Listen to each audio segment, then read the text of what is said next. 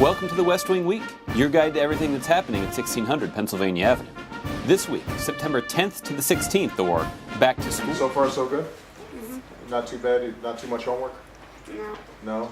On a brisk Saturday morning, September 11th, the presidential motorcade traveled through Washington to Arlington, Virginia, where President Obama attended a wreath laying at the Pentagon 9/11 Memorial to mark the anniversary of the deadliest attack on American soil.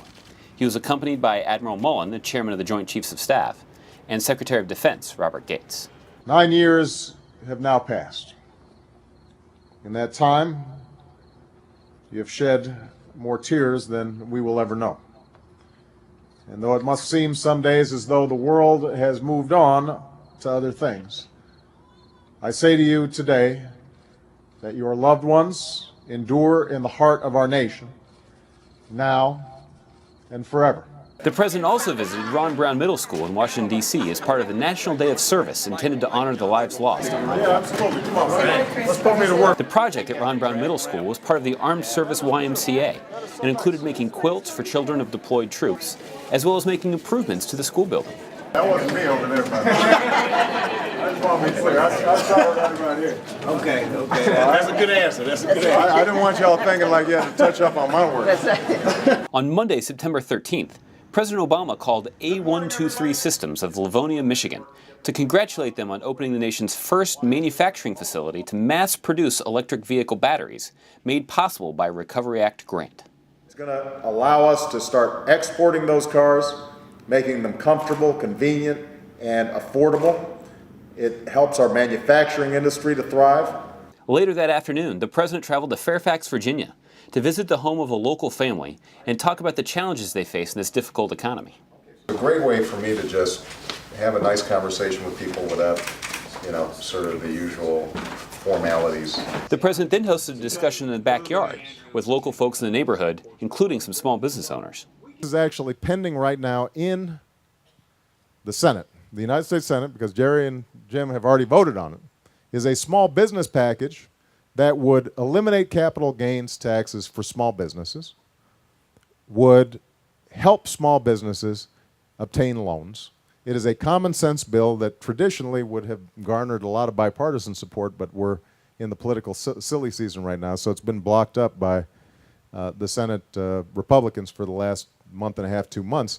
On Tuesday, September 14th, the President and Secretary of Education, Arnie Duncan, went to Philadelphia for the President's second annual back-to-school speech. Right? Yeah, I'm doing fun. Thanks for doing this. Absolutely, I love doing this. They visited the Julia R. Masterman Laboratory and Demonstration School, where the President spoke directly to students across America. The farther you go in school, the farther you're going to go in life.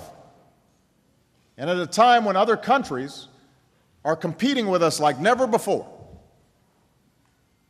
when students around the world, in Beijing, China, or Bangalore, India, are working harder than ever and doing better than ever, your success in school is not just going to determine your success, it's going to determine America's success in the 21st century. On Wednesday, President Obama spent a perfectly nice day indoors, holding a series of meetings, including one with General Ray Odierno, who had just returned to the U.S. after transferring command to General Lloyd Austin to coincide with the change of mission in Iraq. Hey, General. Mr. President, good to see you. Welcome. The president also held a cabinet meeting focused on the economy. Following the meeting, the president spoke to reporters about the upcoming small business jobs bill vote and Republican obstruction of middle-class tax relief. Middle-class families need this relief. These are the Americans who saw their wages and incomes flatline over the last decade, who've seen the costs of everything from health care to college tuition skyrocket, and who have been hardest hit by this recession. And if the other party continues to hold these tax cuts hostage, these are the same families who will suffer the most when their taxes go up next year. On Thursday, September 16th, the president discussed proposals to increase our global competitiveness and jumpstart the economy. First, holding a meeting with his export council in the East Room, and second, by announcing the launch of Change the Equation, a CEO-led effort to improve education in science, technology, engineering, and math, and ensure our children have the tools they need to compete in the global economy. Everybody in this room understands that our nation's success depends on strengthening America's role as the world's engine of discovery and innovation. To find out more information on any of these topics or see complete videos of these events, go to whitehouse.gov. And thanks again for checking out your West Wing Week. Who do you want to call?